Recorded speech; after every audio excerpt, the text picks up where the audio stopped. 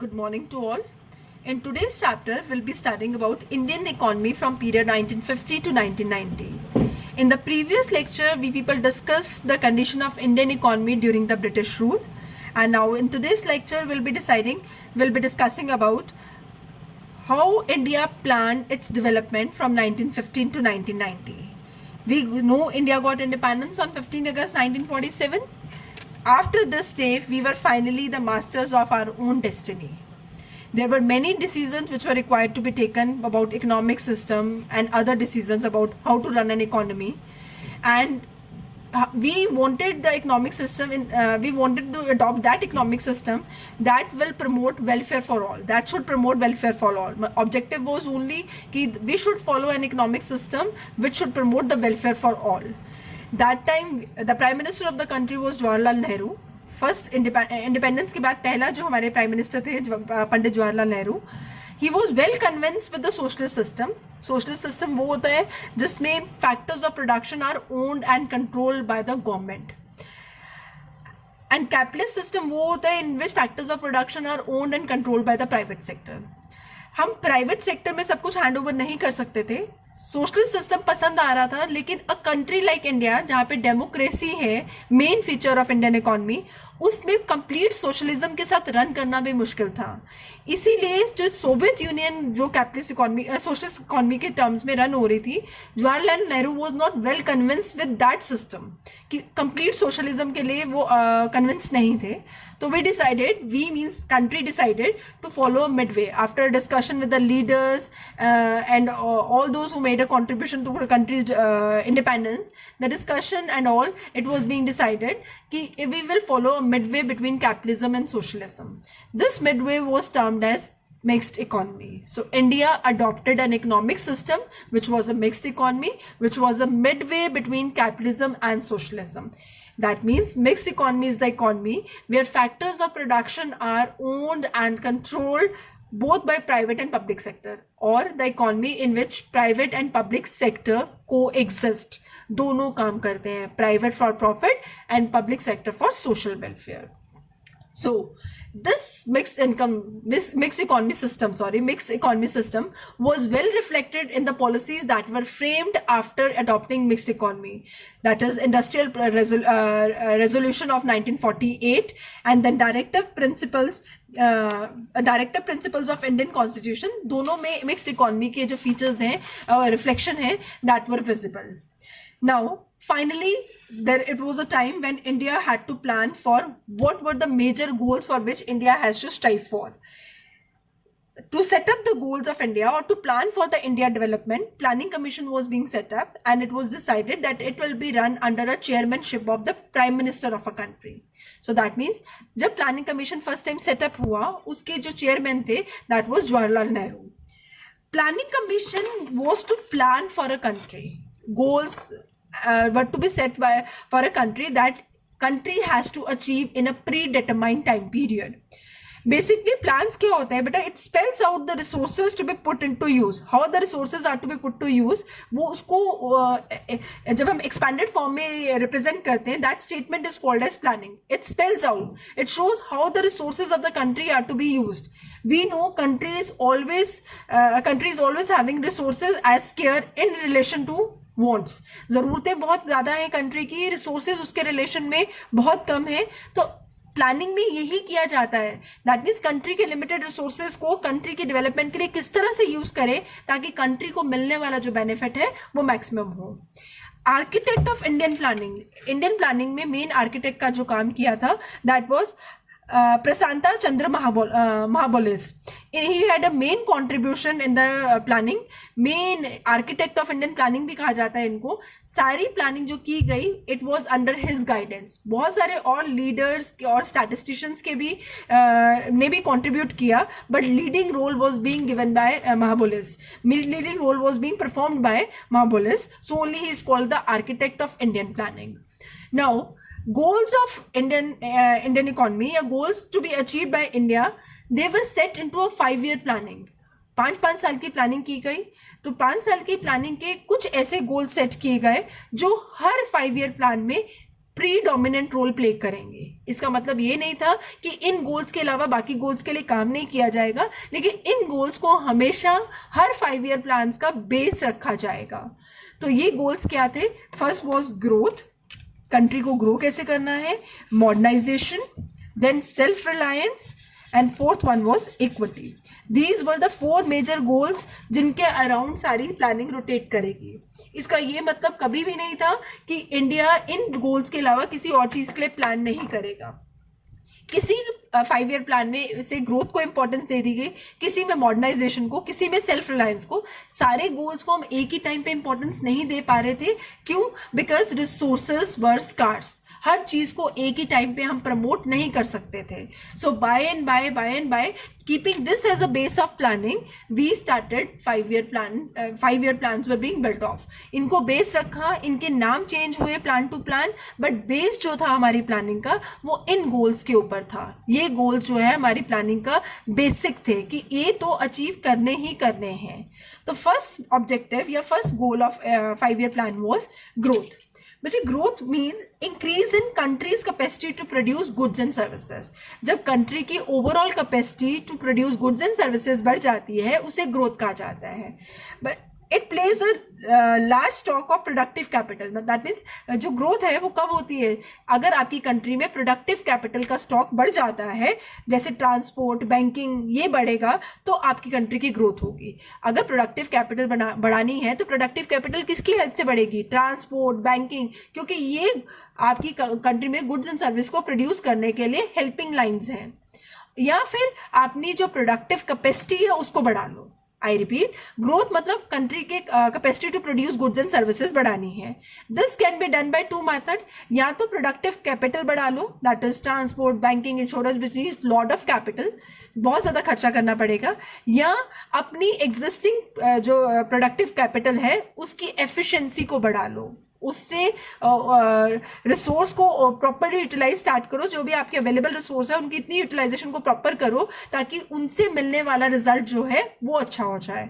So it results in steady increase in GDP. आप कुछ भी करिए, ग्रोथ का मतलब है कि जीडीपी को कॉन्टिन्यूसली बढ़ाना है, ताकि जो केक ऑफ ग्रोथ है, जितना ग्रोथ का साइज बड़ा होगा, larger the size larger will it be enjoyed by the country. Larger size, जितना केक ग्रोथ का साइज बड़ा होता जाएगा, larger cake means more can be enjoyed.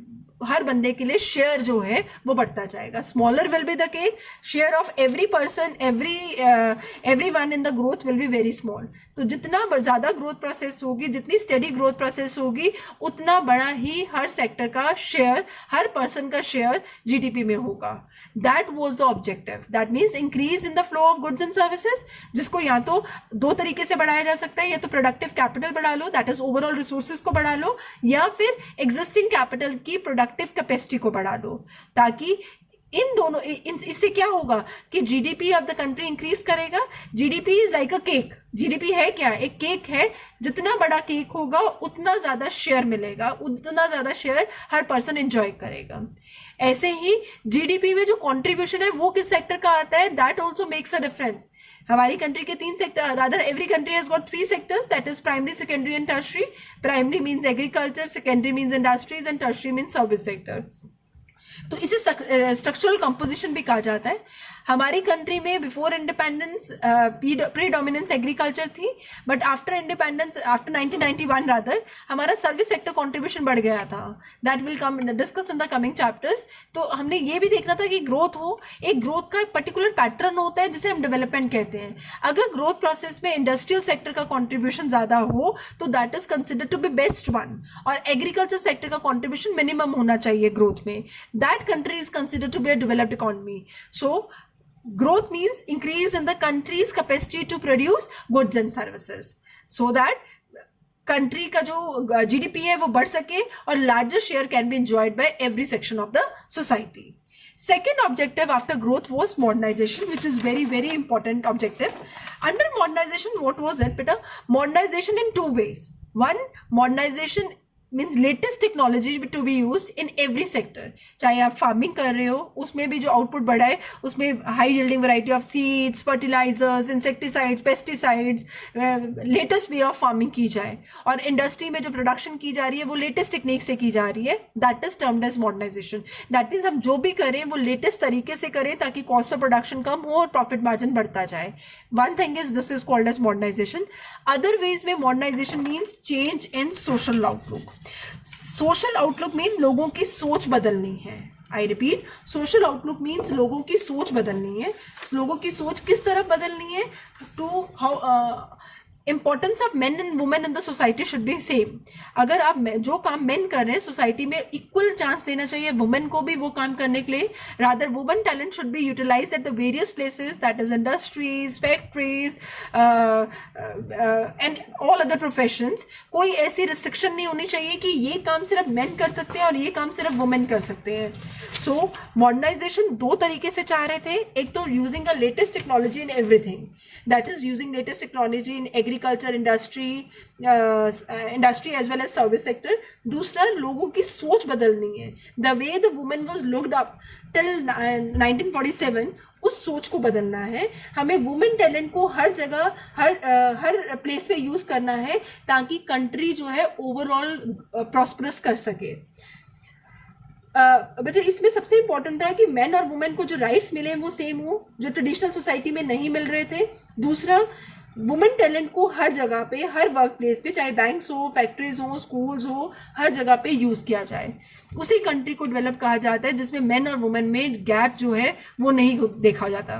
Main और women are considered as equal. ऐसा कोई काम नहीं डिफाइन किए जाते कि ये आदमियों के काम है और ये औरतों के काम है. Modernization means change in the social outlook. वो समय बदल चुका है जहाँ पे women was considered to be material of household, कि घर का काम करने के लिए है, कि ये घर चलाएंगी. Rather their talent should be used at the various places to develop the country. After modernisation the third objective was self reliance. Self reliance मतलब आत्मनिर्भरता. दैट मीन्स हम अपनी कंट्री की डेवलपमेंट के लिए किसी और कंट्री पे डिपेंड नहीं हों. इसका reason we all know it very well. हम ऑलरेडी ब्रिटिशर्स के रूल में 200 ईयर्स थे, तो वी नेवर वांटेड कि कोई भी ऐसा चांस हम आगे उनको दें ताकि वो आगे दोबारा आके हमारी कंट्री को रूल डाउन करना शुरू करें. तो ये हमें पता है कि कंट्री की ग्रोथ करने के दो तरीके हैं. या तो अपने रिसोर्सेज को लेके कंट्री ग्रो कर सकती है, या using the resources from the other country, या using the resources from the other country, that is called foreign country. हम ये वाला मेथड जो है ये अडॉप्ट नहीं करना चाह रहे थे. रीजन कि ऑलरेडी हमने 200 साल ब्रिटिशर्स के अंडर बिताए थे. We were already a colony to the britishers for 200 years. They exploited us endlessly. So we never wanted that this situation should arise again. So India decided कि first 7 5-year plan से हमारी सारी की सारी थी self reliance. हमें बाहर से कुछ भी नहीं खरीदना है. बाहर से जो भी प्रोडक्ट रिक्वायर्ड है कंट्री को डेवलप करने के लिए, उसके सब्स्टिट्यूट्स को इंडिया में ही बनाओ, so that we are not dependent upon them. अगर हम उन पे डिपेंड नहीं करेंगे, रादर फूड के लिए भी डिपेंड नहीं करना है, जिससे ये होगा कि वो हमारी कंट्री की पॉलिटिकल और इकोनॉमिक मैटर्स में इंटरफेयर नहीं करेंगे. Because we have fear in mind कि in case we give them freedom to enter our country in by getting with them in trade relations, they may again make India a colony to themselves. So only we wanted a self-reliance. पहले 7 5-year plans, I repeat, first 7 5-year plans का main thrust ही यही था कि हमें self reliance करनी है. Avoiding import of those goods which can be produce in India. बहुत ज़रूरत जब तक ना हो हमें बाहर से गुड्स एंड सर्विसेज को नहीं खरीदना है. उनके सब्स्टिट्यूट इंडिया में ही बनाओ, सो दैट हमारी डिपेंडेंस उनके ऊपर ख़त्म हो जाए. हमें किसी भी सिनेरियो में उन पर पॉलिटिकली या इकोनॉमिकली डिपेंडेंट ना होना पड़े. बिकॉज एक ये स्टार्टिंग स्टेप होता है ट्रेड. वी नो कि पहले ईस्ट इंडिया कंपनी भी इंडिया में ट्रेड करने आई थी, and then it ruled India for 200 years. We never wanted the situation to come again to India. So self-reliance was the third objective for which India was striving in its 5-year plans. Next, after self-reliance, the fourth objective is equity, fourth objective is equity. बच्चे equity होती है the benefits of economic growth should be shared between all sections of society. Other words, gap between rich and poor should be narrow down. अगर country की growth में या GDP का major portion जो है वो रिच से आ रहा है या पुअर का रोल हमारी कंट्री की ग्रोथ में लिमिटेड है, दैट मीन्स हमारी सोसाइटी टू पार्ट्स में डिवाइड हो गई है, one comprising of rich and other comprising of poor. Equity means benefit of economic growth to be enjoyed by all sections of society. हम चाहते थे कंट्री ग्रो करे और कंट्री का हर सेक्शन जो है वो ग्रो करे। वी नेवर वांटेड कि जो जीडीपी में कंट्रीब्यूशन है वो सिर्फ रिच से आए, rather it should flow from all sections of society. So equity का बेसिक मतलब होता है कि gap between rich and poor should be narrow down. हमारा जो रिच और पुअर के बीच में गैप है उसको नैरो डाउन करना है। हमने मॉडर्नाइजेशन की, हमने मॉडर्नाइजेशन के बारे में पढ़ा, हमने ग्रोथ के बारे में पढ़ा, हमने सेल्फ रिलायंस के बारे में पढ़ा। चौथा ऑब्जेक्टिव जिसके लिए हमने पढ़ा दैट इज इक्विटी, ताकि कंट्री में जो पॉवर्टी है, पीपल बिलो पॉवर्टी लाइन है, उनको कम किया जा सके। हर ऑब्जेक्टिव जो है इसी तरफ इशारा कर रहा था कि हमें gap between rich and poor को नैरो डाउन करना है। High growth rate, most modern technology develop in a country itself also have most of the people living in a poverty. हमारी कंट्री का ग्रोथ रेट हाई है, modern technology use हो रही है, लेकिन अगर हमारी कंट्री के ज्यादा section of people poverty line से नीचे हैं, that is also not a good sign of development. So we wanted growth with equity. Equity means growth में जो कंट्रीब्यूशन है वो हर सेक्शन ऑफ सोसाइटी का होना चाहिए, सिर्फ रिच का नहीं होना चाहिए। So this was the fourth 5 year goal of economic planning. These 4 goals were the basic। Her plan में बेटा इन गोल्स के नाम चेंज हुए हैं, बट गोल या बेस लाइन जो है that has been kept as same, उनमें कोई मेजर चेंज नहीं हुआ है। So will recapitulate the goals for once कि इकोनॉमिक प्लानिंग के क्या गोल्स थे। So first goal was as discuss, it was growth. Growth means, I have already told you कि ग्रोथ का क्या मतलब था। Growth means increase in the country's flow या increase in the country in production of goods and services, increase in the country's capacity to produce goods and services। baseline country में flow of goods and services बढ़ाना है, ज़्यादा goods and services, ज़्यादा GDP तो हमारी country के, और सबसे बड़ी बात ग्रोथ एंड इक्विटी। ज़्यादा GDP और ये GDP का जो कॉन्ट्रीब्यूशन है वो सिर्फ एक सेक्शन ऑफ सोसाइटी से ना आए, रादर सब सेक्शन से आए। और फिर लेटर ऑन हमने इस स्ट्रक्चरल कंपोजिशन पे भी काम किया, जो कंट्रीब्यूशन है वो एग्रीकल्चर से कम होना चाहिए और इंडस्ट्रियल सेक्टर से ज्यादा होना चाहिए, क्योंकि कंट्री की जो ग्रोथ है that should be more from the, या GDP contribution of a country should be more from the industrial sector, which is always a better sign of development. जिस इकोनॉमी में एग्रीकल्चर से शेयर मेजर आता है, that country is never termed as a developed economy. This is being shown by the developmental path being followed by the other countries. जिस country का भी agriculture से contribution ज्यादा है, वो इकोनॉमी कभी भी डेवलप्ड इकोनॉमी डिक्लेयर नहीं हुई है, वो डेवलप्ड इकोनॉमी नहीं बनी है। तो industrial sector and service sector से contribution as compare to agriculture sector ज्यादा होना चाहिए। ग्रोथ के बाद सेकेंड ऑब्जेक्टिव जिसके लिए काम किया दैट वाज मॉडर्नाइजेशन। मॉडर्नाइजेशन को भी हमने 2 पार्ट्स में डिवाइड किया, एक using latest technology in everything, दूसरा change in the social outlook of the people, the way they look at the women, the way they create a gap between men and the women, that should be narrow down. उसमें वो gap नहीं होना चाहिए। We should address everybody as same, everybody is human being. Men and women should not categorise the work, should not be categorized on the basis of this will be done by the men and this will be done by the women, rather सबके लिए एक तरह के काम, women talent को हर जगह पे use करो ताकि women talent can also contribute for the development of a country. Third objective was self reliance. Self reliance में means dependence on the foreign countries is to be reduced. हमें already जो Britishers India में trade करने आए थे, East India company जो India में trade करने आई थी और इंडिया पे 200 years रूल डाउन करके चली गई, इंडिया को 200 साल उन्होंने अपनी कॉलोनी बना के रन किया और इंडिया को हर तरह से एक्सप्लॉइट किया। तो वी नेवर वांटेड कि दोबारा से कोई भी ट्रेड रिलेशन किसी भी कंट्री के साथ उस एक्सटेंट तक सेटअप किए जाए कि जिससे वो हमारी कंट्री के इंटरनल मैटर्स में इंटरफेयर करना शुरू हो जाए, बिकॉज वी वर अफ्रेड कि अगर वो हमारे इंटरनल मैटर्स में इंटरफेयर करेंगी तो फिर से वही सीन दोबारा से रिपीट हो सकता है, हिस्ट्री में repeat itself. So we never wanted. Basically food items के लिए तो बिल्कुल भी डिपेंडेंट नहीं होना चाहते थे, ताकि हमारी कंट्री की रिक्वायरमेंट्स हमारी कंट्री से पूरी हो सकें, जहां तक अवॉइड किया जा सके, आई वोंट से कि रूल आउट बिल्कुल ही खत्म कर दिया था, बट जहां तक अवॉइड किया जा सके फॉरेन कंट्रीज पे किसी भी चीज के लिए जो डिपेंडेंस है उसको कम किया जा रहा था, और हर फॉरेन कंट्री के सब्सिट्यूट को इंडिया में ही प्रोड्यूस करने की कोशिश की जा रही थी. This was a third objective, that is self reliance. And fourth objective मैंने ऑलरेडी बताया, equity, which means gap between rich and poor should be narrow down. हम खत्म नहीं कर सकते, हर कंट्री के रिच और पुअर के बीच में गैप होता ही होता है बेटा. No country is there in which there is no gap, but definitely इस गैप को नैरो डाउन करना है, पीपल बिलो पॉवर्टी लाइन को कम करना है. चाहे ग्रोथ कम हो लेकिन उसमें कंट्रीब्यूशन जो है वो हर सेक्शन ऑफ सोसाइटी का होना चाहिए. लेकिन अगर हमारी ग्रोथ सिर्फ रिच की वजह से हो रही है तो gap between rich and poor जो है वो बहुत वाइडन अप हो जाएगा, which is not a good sign of development. तो दे वांटेड कि ग्रोथ हो लेकिन इस ग्रोथ के साथ इक्विटी भी प्रमोट हो. Equity means gap between rich and poor should be narrowed down.